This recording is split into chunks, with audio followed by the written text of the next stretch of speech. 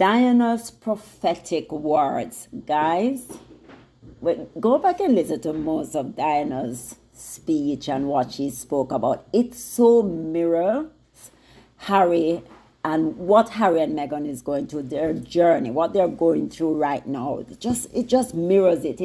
It's something to listen to and just understand what is really going on. This institutional gaslighting that they always come with, right?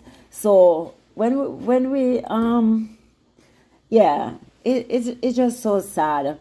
So there are moments in history where the past whispers directly to the present.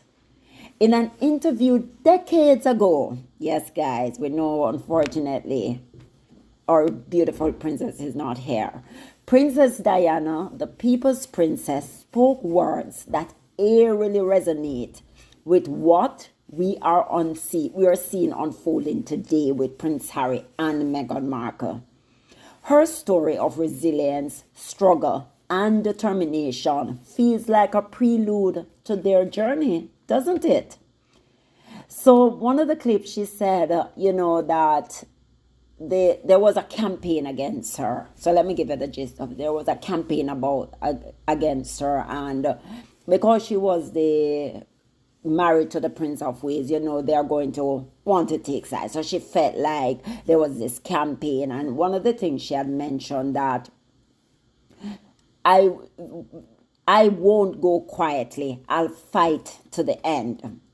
Right? The campaign was being waged against you? Yes, I did. Absolutely. Yeah. Why? I was a separated wife to the Prince of Wales. I was a problem. Full stop. Never happened before. What do we do with her? Can't we pack her off to somewhere quietly rather than campaign against her? She won't go quietly. That's the problem. I'll fight till the end. How did that show itself? By visits abroad being blocked, by things that had come naturally in my way being stopped, letters got lost, and various things. So despite the fact that your interest was always to continue with your duties, you found that your duties were being held from you? Yes. The campaign was, in that point, was being successful. But it did surprise the people who were causing the grief. It did surprise them when I took myself out of the game. They hadn't expected that. And I'm a great believer that you should always confuse the enemy. These words, spoken by a woman who redefined what it meant to be royal, carry the same fire we see today in Harry and Meghan's determination to chart their own path away from the institution's grip. The campaign was being waged against you. That's what the interviewers told Diana. And she said, yes, I know, absolutely. Meghan herself in her interview with Oprah said, I just didn't want to be alive anymore. I was silenced. So there's some parallels there. Diana was labeled a problem because she was different, strong, independent, and unwilling to play the game. Meghan faced similar criticism for simply being herself, a biracial woman, an outsider, and a modern voice in a centuries-old institution. So when she said that, when Diana was talking and she said, yes, she's a fighter and she not, the interviewer had asked her, like he said, why? Why did they wage this campaign against you? What was going on? And Diana retorted to say, she said, because I was a separated wife of the Prince of Wales, I was a problem, full stop. This has never happened before. So what she's saying, a divorce shouldn't have been in the card. It never happened before. Whatever, they stick together, right? What do you do with her? That was a question the palace was asking. The men in green suit was maybe asking, like, we have never seen this before. We have never encountered it before. What are we going to do with her?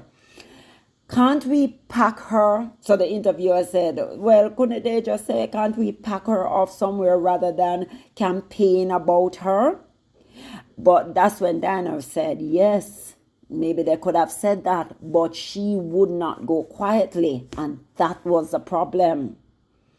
You understand? Absolutely. Yeah. Why? I was a separated wife to the Prince of Wales. I was a problem, full stop. Never happened before. What do we do with her? Can't we pack her off to somewhere quietly rather than campaign against her? She won't go quietly. That's the problem. I'll fight till the end. How did that show itself? By visits abroad being blocked, by things that had come naturally my way being stopped, letters going, got lost, and various things.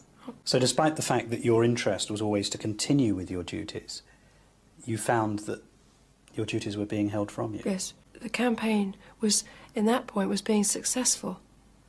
But it did surprise the people who were causing the grief. It did surprise them when I took myself out of the game. They hadn't expected that. And I'm a great believer that you should always confuse the enemy. Who was the enemy?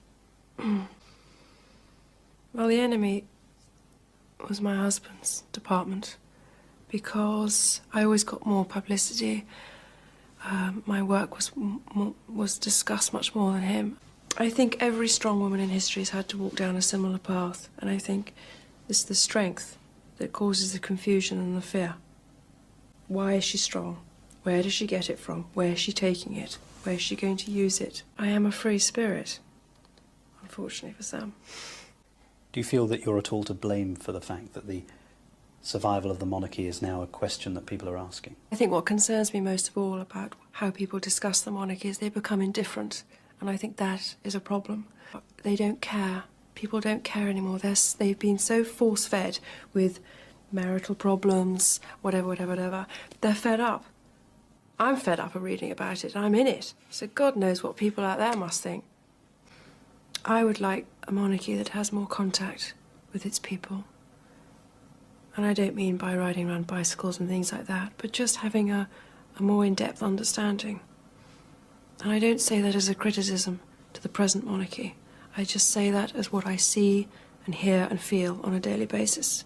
So like Diana, Harry and Meghan faced roadblocks at every turn. Diana described letters being lost, her work being stifled, and opportunities blocked. Meghan and Harry too were cut off financially and removed from royal security.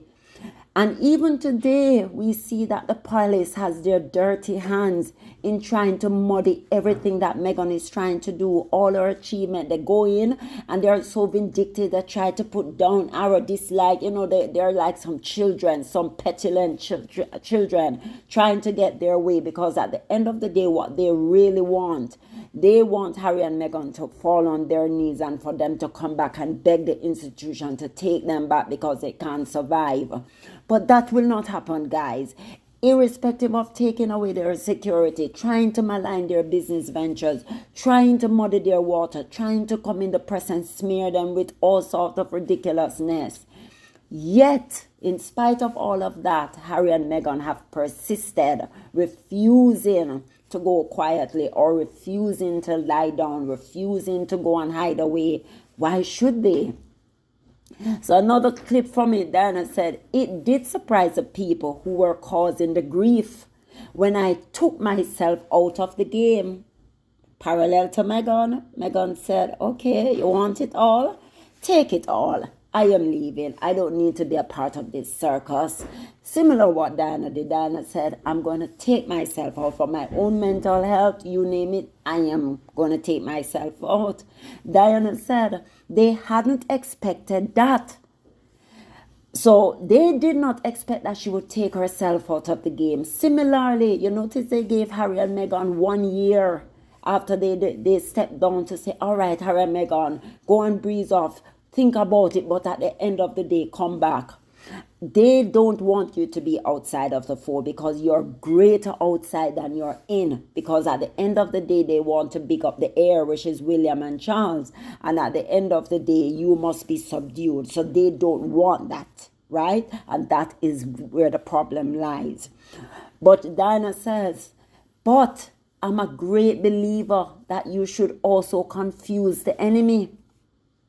Yes, confuse the enemy so they don't know. And that's what Harry and Meghan are doing right now. They're confusing them. They don't know their ventures. They don't know when they're going to come out with anything. So they're left just like everybody else know when they know, right? And they don't like that because it's about control, as Harry said, they want control.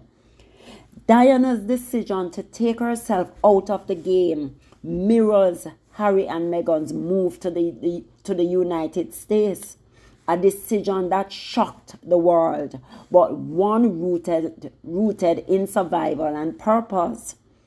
And Diana said, I think every strong woman in history has had to walk down a similar path. I think it's the strength that confuses or causes the confusion and fear. Why is she strong?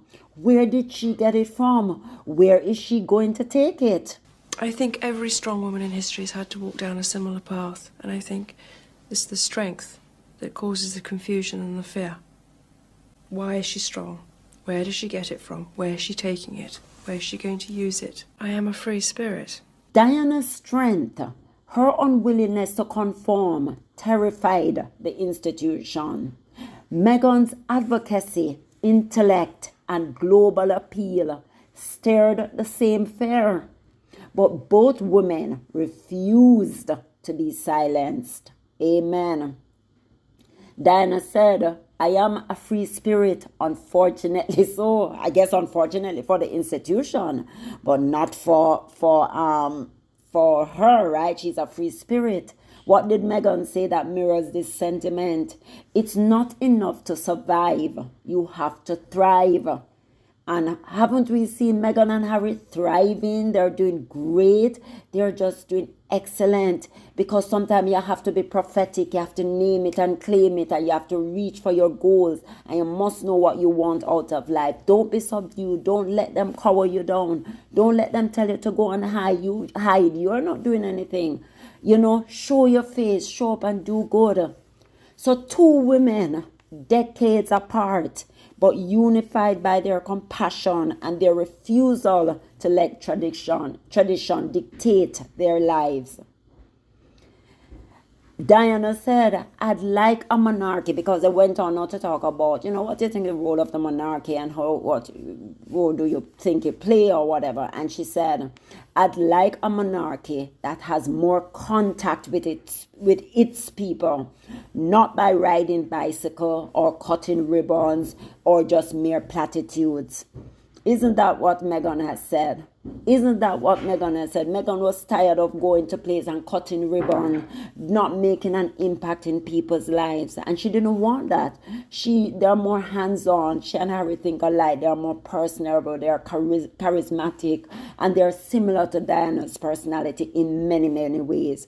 And that is why there's this I think that's why Harry fell in love. Because, they always say a man will fall in love with somebody that maybe look like his mother, have his mother characteristics, you name it. And that is that connection is there. Their philanthropic connection that kind of drew them together. Their character, their charisma, all of that drew them together. Diana's vision of a monarchy connected to its people, a force for good, lives on in Harry and Meghan's work. But like Diana, they faced relentless attacks from an institution resistant to change. Diana once said, the greatest problem is indifference. She was worried about the people becoming indifferent to the monarchy and just don't care. Isn't that what's going on now? The only people that's pushing the monarchy is the media. It's not the people. There you can see when William and them go out, you don't see that affection towards them anymore because the people have moved on. The people have said, you're beyond your time. No, it's not your time. This time is not yours. Her words were a warning, one that echoes louder today. Harry and Meghan's journey isn't just their own. It's a continuation of Diana's legacy, her fight for freedom, and her hope for a monarchy that truly serves its people. I would like a monarchy that has more contact with its people. And I don't mean by riding around bicycles and things like that, but just having a more in-depth understanding. And I don't say that as a criticism to the present monarchy. I just say that as what I see and hear and feel on a daily basis. Do you feel that you're at all to blame for the fact that the survival of the monarchy is now a question that people are asking? I think what concerns me most of all about how people discuss the monarchy is they become indifferent, and I think that is a problem. They don't care. People don't care anymore. They've been so force-fed with marital problems, whatever. They're fed up. I'm fed up of reading about it. I'm in it. So God knows what people out there must think. I would like a monarchy that has more contact with its people.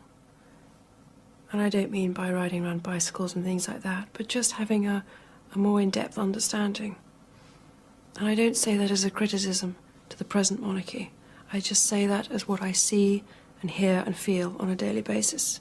Yes, and look at yesterday, Harry was able to bring his mother back into the forefront. And she's always in the forefront. She will never leave, right? But yes, Diana said, I won't go slowly or quietly. And my God, she hasn't, because 27 years after she's no longer with us. She continues to be ingrained in our mind, in our heart, in our soul. We love her. And that is it. She will not go away. This was a profound woman, a woman of substance, a woman that knows what she wants. And so is Meghan. And that is why they have so many things in common. Their similarities are uncanny. It's just cute. It's lovely to watch. And yes, it's like Diana was reincarnated through Meghan. So the fight will continue, and they will fight till the end to ensure that the monarchy is where it needs to be. Sometimes, yes, you have to move yourself out of a situation, and that's what Harry and Meghan did, and they're still working, they're still showing up and doing good, and they're still giving back, because guess what? At the end of the day, service is universal. Anywhere you're planted, serve. Show up, do good, make a difference in people's life. Be a woman of substance, a woman of purpose. Be purpose-driven. All of those qualities people love and people admire. Look at the LA fire. You see, they went and they're giving back and they're putting up the resources and they're telling people where to go, what to do, help someone in need. You have to, if everybody took a part of every little part in their community and can make a difference, then we're more the better for it, right? So yes, a lot of parallels here between Diana and Meghan. We know why the fight is happening. We know because they are so much alike. They have a lot in common. And her words, Princess Diana's words, prophetic in nature, prophetic, but it does mirror Harry and Meghan's current journey. It does mirror their life, and I know Harry must be proud that he has a family. He found a family that he could grow with and do things with, and it's so similar to what his mom used to do, so yes, we're so happy for them, guys. And Diana's words coming right back to life. So please don't forget to like, subscribe, turn on your notification bell so you never miss a beat. Bye.